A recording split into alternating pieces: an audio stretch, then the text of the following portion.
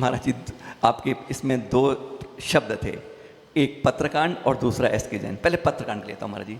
कहीं लगता नहीं कि इस 4 अक्षर के शब्द ने आज हमारे जैन समाज को, संघ को बहुत नीचे रसातल पे ला दिया है, जिसको पराकाष्ठा 21वीं सदी में उनके मुकाबले कोई नहीं कर सकता। उनके ऊपर ऐसी टीका टिप्पणी क्या उचित है? बहुत शर्म आ जाती है महाराज जी इस शब्द को सुनने के बाद। आपके मुँह से निकला, एक बार इसके बारे में एक बार आपके मुँह से क्या आता है? शरद जी, मैं भी इसको बहुत महीनों से देख रहा हूँ, पर मैं रेखा दीदी की हिम्मत की दाद देता हूँ। मैं किसी का पक्षधर नहीं हूँ, पर जिस बहन रेखा दीदी ने सिर्फ और सिर्फ किसी साधु से उसका द्वेष नहीं है, किसी से राग नहीं, किसी से मोह नहीं है, पर जिस साधु ने, जिन श्रावकों ने गुरुओं के प्रति ऐसे लांछन लगाए, ऐसे पत्र में छोटे ऊंचे शब्द लिखे हैं, जिस साधु की प्रेरणा से लिखे हैं, मैं तो बोलते ऐसे साधु को 100 किलो का पत्थर पीठ पे बांध के समुद्र में कूद जाना चाहिए। उसको शिष्य होने का गौरव होना ही नहीं चाहिए। जो अपने गुरु के लिए इतना नीचा सोच रहा हो, श्रावकों से ऐसे पत्र लिखवा रहा हो, कैसा साधु, कैसा शिष्य, कैसा समर्पण तुम्हारा। मैं सोचता हूं कि नहीं, जिस संत ने वीतरागता का जीवन जिया हो, जिन गुरुओं को भगवान, पूरा देश भगवान मान के पूजता हो, जिनकी तस्वीर देखो तो आंख में आंख भर आती है। कब ऐसा संत दोबारा इस पंचम काल में इस भारत भूमि को देखने मिलने वाला? जिस वीतरागी विद्यासागर जी गुरुदेव ने किसी संत की कोई टिप्पणी नहीं की, किसी पर कोई आक्षेप नहीं, किसी पर कोई व्यंग नहीं, सिर्फ और सिर्फ जब भी व्यासपीठ पर बैठे वो वीतरागी संत विद्यासागर जी महाराज, उन्होंने धर्म के अलावा दूसरी कोई चर्चा बात नहीं की। जो संत किसी को आंख उठा के देखता ना हो, किसी को देख के अपने चेहरे को बिगाड़ता ना हो, उस संत के लिए तुम इतना ओछा सोच रहे हो, लिखवा रहे हो, पत्र डलवा रहे हो। कैसा शिष्य है, कैसा भक्त है, कैसा श्रावक है। और सबसे बड़ी बात शरद जी, इतने बड़े बड़े धनपति सब मौन होके बैठे हैं। चोर चोर मोसेरे भाई, सिर्फ और सिर्फ एक आरिका और वो रेखा दीदी हिम्मत से डटी हैं, और सिर्फ उनका द्वेष, किसी से द्वेष नहीं है। इस बात का खुलासा करना है कि आखिर इस पत्र कांड का हीरो मैन कौन था, और वो हीरो जग जाहिर है। कल का सुनते आप वीडियो रेखा दीदी का, जो साधु किसी कोई टिप्पणी पर तुरंत जवाब देते हो, वो आज इस पत्र कांड पर एक शब्द नहीं निकल पा रहा है। इसका मतलब क्या है? दाल में कुछ पूरी दाल ही काली है। दुनिया को बेवकूफ बनाना सरल है, पर खुद को बेवकूफ बना के जीवन जीना अच्छी बात नहीं। तो मुझे लगता है कि जिस संत ने 50 साल 55 साल वीतरागता का जीवन जिया हो, उनकी समाधि के बाद इस प्रकार की घिनौनी बातें, इतनी छिछली बातें और उनके ही शिष्य के द्वारा निकल रही हैं, इससे बड़ी दुर्भाग्य की बात और दूसरी क्या होगी। जिस संत की समाधि के बाद उस संत को शिखर पर ले जाना था शिष्य को, बल्कि वो आपस में ही जूझते जूझते संत का गिराफ पटक दिया है। अब जो साधु देखो वही बोले जा रहा, बोल, पर सुन कौन रहा है किसकी बातें। तो मैं सोचता हूँ कि जिस संत ने इतना हाइट का जीवन जिया हो, ऐसी वीतरागता का जीवन जिया हो, जो उनके पास जो साधु उनके पास जाने को तरसता हो, बैठने को तरसता हो, और उनके ही इस घर को आग लग गई घर के चिराग से, तूफान से हम लाए थे किश्ती निकाल के, इस घर को आग लग गई।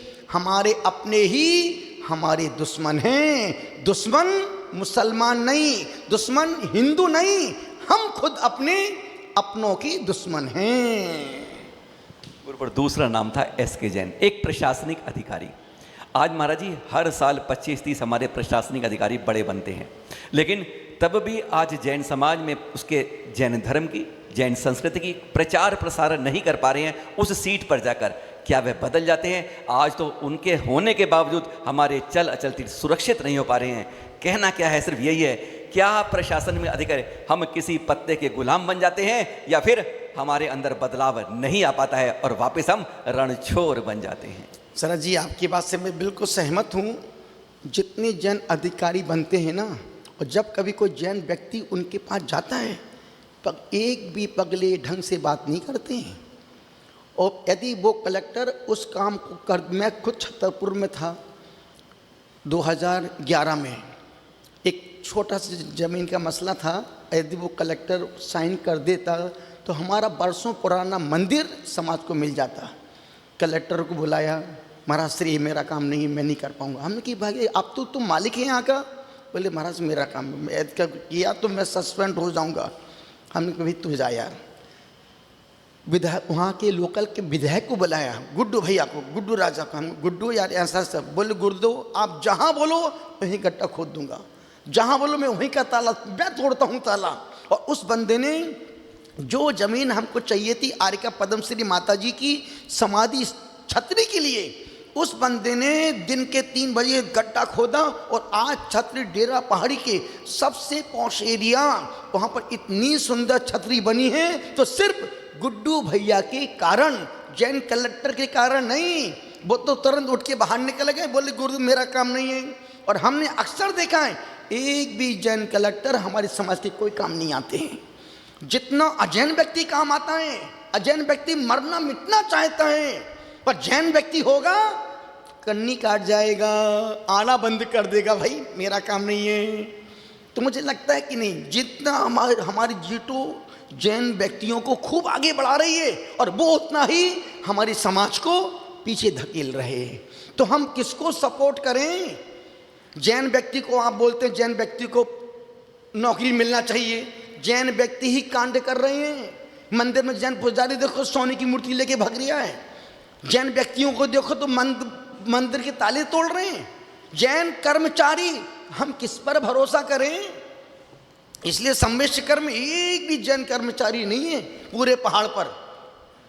जब जब भी जैन को रखा है, जैन ने ही अपनी थाली में छेद करके पूरा भोजन बर्बाद किया है। तो इसलिए मुझे लगता है कि सब व्यक्ति जब तक पद पर नहीं बैठता तब तक आंख खुली कान खुले होते, जहां पद पर बैठ जाए अंधा और बहरा हो जाता है।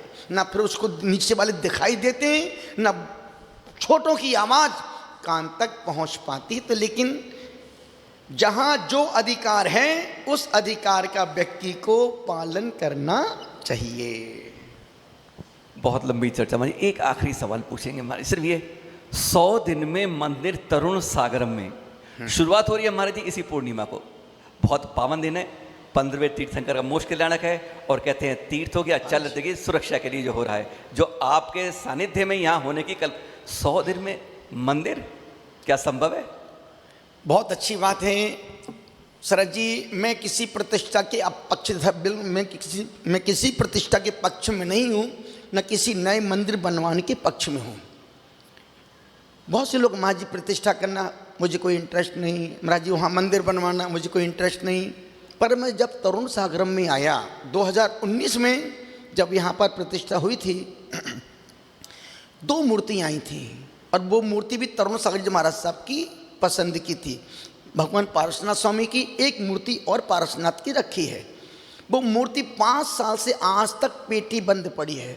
एक दिन मैं बाहर खड़ा था, हमने कि वो मूर्ति कहाँ गई? बोले गुरुजी वो मूर्ति आज भी वैसी ही रखी है। मुझे लगा कि यार तरुण सागरम तीर्थ है, जिस क्रांतिकारी संत ने पूरे देश को विचार दिए, चिंतन दी, संस्कार दिए, अहिंसा का संकनाद किया, और जिस संत की भावना थी कि एक तरुण सागरम तीर्थ पर एक ऐसा धाम बने जिसमें यात्रियों को आराम मिले,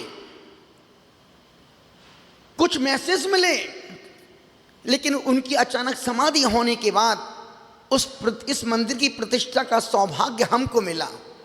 तो उस मूर्ति को देखा, मुझे लगा इस मूर्ति को बैठालने से ही अच्छा, अन्यथा मूर्ति पड़ी हुई है तो अभिनय का पाप मत्थे चल रहा है। तो हमने यहाँ की ट्रस्ट कमेटी को हमने कि भाई मुझे भी बिहार, मेरी भी बहुत लंबी यात्रा, वर्षा योग के बाद 100 दिन का छोटा सा प्रोजेक्ट है, एक गुफा मंदिर और गड्ढा खोद गया है। 100 दिन में वो मंदिर प्रतिष्ठा सहित तैयार हो जाएगा। और प्रतिष्ठा भी ताम झाम की प्रतिष्ठा नहीं, बिना पंडाल की प्रतिष्ठा, जिसमें सिर्फ जितने इंद्रों की आप उतने इंद्र बनेंगे, सिर्फ और सिर्फ प्योर प्रतिष्ठा, सबसे सस्ती प्रतिष्ठा देश की तरुण सागर में होने वाली है। और उसमें आप सादर आमंत्रित हैं भैया हमारे, आपका सिगड़ी चूल का न्योता पूरे जैन समाज को नहीं होता है महाराज जी। पर एक मन में हो रहा है आपको बोलेंगे महाराज जी, हर साधु, जिससे मैंने कभी चर्चा धर्म की है महाराज जी, हर पर कुछ ना कुछ उपसर्ग हुए हैं। ऐसा कोई मुझे साधु संत नहीं मिले जिन्होंने अपने जीवन के दीक्षा जीवन के अंदर उपसर्ग नहीं सहा हो। महाराज जी आप तो इतना कड़वा भी बोल देते हो, खुलकर बोल देते हो, जैसे आज आपने बोला। जीवन में कौन सा ऐसा उपसर्ग था जो हंसते हंसते आपने सह लिया, जो आज तक समाज को मालूम नहीं चला? हंसते हंसते सहन किया या तकलीफ से उसे कैसे पार देखो कर मेरी लिया? जिंदगी के 3 बड़े दुख के दिन थे। एक दुख का दिन था जब हम सिलचर जा रहे थे शिलोंग से। उस समय आसामी लोगों ने मुझे घेर लिया, बोले बाबा को कपड़े पहनाओ, भगाओ इनको। तो उस समय हमको रात में वापस लौट के आना पड़ा। एक वो कष्ट का दिन था, 2005 की बात है ये, गुवाहाटी आसाम की। दूसरी बात, जब मैं सम्य शिखर आ रहे थे हम, तो उस समय कोरोना का छोटी सी सेकेंड कोरोना की लहर आई, तो कोडरमा समाज ने हमको आने से मना कर दिया था। वो दुख का दिन कभी भूल नहीं पाता हूँ। तीसरा दुख, मेरा परम भक्त गिरिडीह में था। हमने कहा भाई यहाँ के समाज ने मना कर दिया है तो मैं गिरिडीह आके अंदर धर्म रुक जाऊँगा। मेरे परम शिष्य परम चेले ने, गुरुदेव अब सीधे निकल जाओ, अंदर मत आना। तीसरा वो दुख। चौथा, अब ये 3 दुख हो गए मेरे जीवन, और 3 अनंत सुख। पहला, मेरा जीवन का सबसे बड़ा सुख सिद्धवरकुट गुरुदेव की जो चरण वंदना की, उससे बड़ा सुख मेरी जिंदगी का दूसरा कोई आज तक नहीं आया। दूसरा सुख, 3 महीने जब कोरोना के समय था, ज्ञानमती माता जी ने, माँ चंदनामती माता जी ने, महाराज जी आप यहीं रहो, अपना घर है, बिल्कुल विकल्प मत करना। और ज्ञानमती माता जी बोलती, महाराज श्री हम अपनी इस कैंपस में कभी किसी साधु को हमने कभी रुकने नहीं दिया, पर आप यहीं रहना मेरे पास।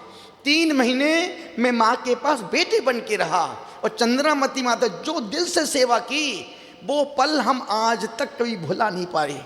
और तीसरा, जिंदगी का सबसे बड़ा सुख, सम्य शिखर पर 557 दिन की साधना करने का जो सौभाग्य मिला, इससे बड़े सुख मुझे अब, और मुझे सुख पाने की कोई इच्छा भी नहीं है और कहीं जाने का मन भी नहीं है। तो 3 दुख और 3 सुख, बैलेंस बराबर।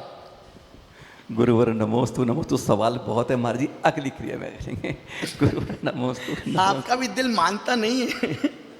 खूब खूब